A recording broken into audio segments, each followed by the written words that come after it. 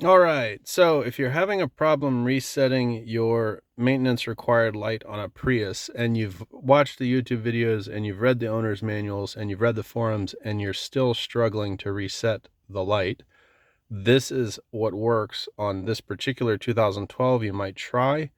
So I've already reset the light on this one, so it's not going to show that it needs it, but we're pushing the button once, we're pushing it twice. My foot is off the brake. The door is closed. It does not make a difference.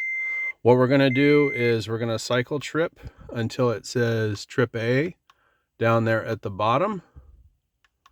There's trip A. Now, if you watch the other YouTube videos, you're going to power off, you're going to push and hold, and then you're going to push the button twice. And on this, it did nothing. It doesn't work. What does work, however, is once we're in trip A, we're actually going to go ahead and push and hold the button, and we're going to go ahead and power it off. And then while still holding that button, we're going to go ahead and push it and hold it twice. And there we can see resetting the maintenance data.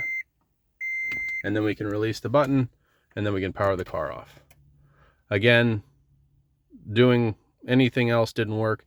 It also does not make a difference. Some of the forums say that you need to be in kilometers when you do that versus miles per hour. Does not make a difference. Hope that works for you guys. Have a great day.